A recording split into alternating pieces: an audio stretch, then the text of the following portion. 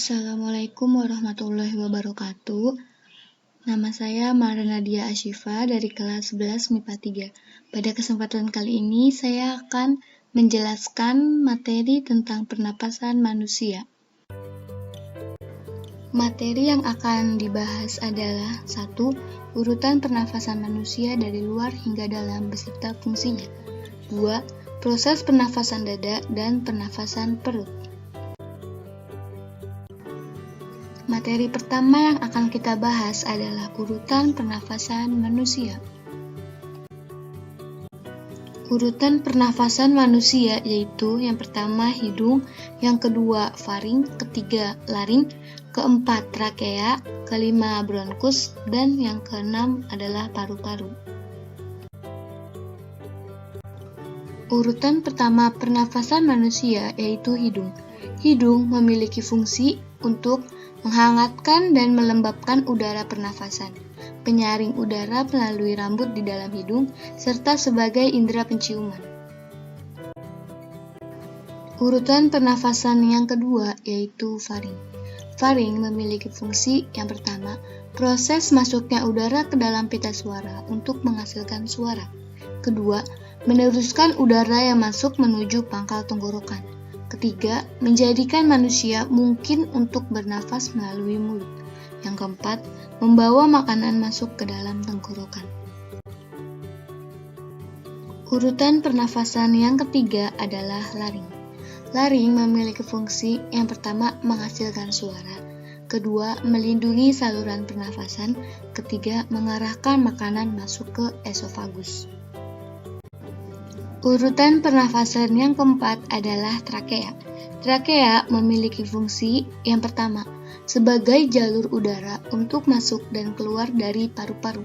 Kedua, menjaga suhu udara yang masuk ke paru-paru.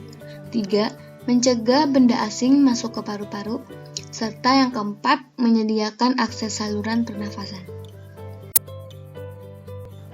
Urutan pernafasan yang kelima adalah bronkus. Bronkus memiliki fungsi yang pertama sebagai jalan udara ketika bernafas. 2. Menjaga imunitas paru-paru. Dan yang ketiga, menahan beban saat bernafas. Urutan pernafasan yang keenam adalah paru-paru. Paru-paru memiliki fungsi sebagai tempat pertukaran oksigen dengan karbon dioksida. Sekarang kita lanjut ke pembahasan kedua. Pembahasan yang kedua adalah proses pernafasan dada dan pernafasan perut. Pernafasan pada manusia dibedakan menjadi dua, yaitu pernafasan dada dan pernafasan perut. Di sini kita rincikan lagi menjadi 4 bagian, yaitu pertama, pernafasan dada fase inspirasi, 2. Pernafasan dada fase ekspirasi, 3. Pernafasan perut fase inspirasi, dan keempat, pernafasan perut fase ekspirasi. Yang pertama yaitu mekanisme pernapasan dada fase inspirasi. Tahapan yang pertama, tulang rusuk berkontraksi sehingga tulang rusuk akan terangkat. 2. Volume rongga dada akan membesar. 3. Tekanan udara di dalam paru-paru akan mengecil, sehingga yang keempat, udara yang ada di luar lebih besar dan akan masuk ke dalam paru-paru. Yang kedua yaitu mekanisme pernafasan dada fase ekspirasi.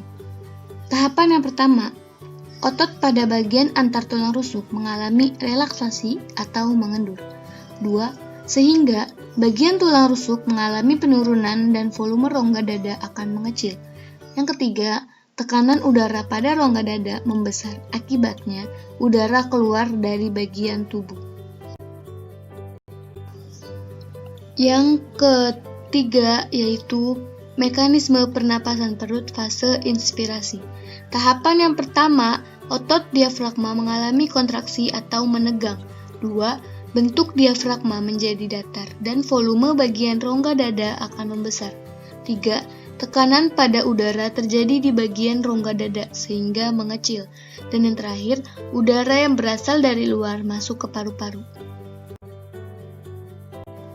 Yang terakhir yaitu Mekanisme pernapasan perut fase ekspirasi. Tahapan yang pertama, otot diafragma berelaksasi sehingga letaknya kembali seperti semula. 2. Rongga perut kembali ke posisi semula sehingga rongga dada mengecil. 3. Volume paru-paru berkurang dan tekanan udara di dalam paru-paru membesar. Dan yang terakhir, udara yang kaya akan karbon dioksida terdorong keluar tubuh. Sekian penjelasan tentang pernafasan manusia dari saya. Kurang lebihnya mohon maaf. Wassalamualaikum warahmatullahi wabarakatuh.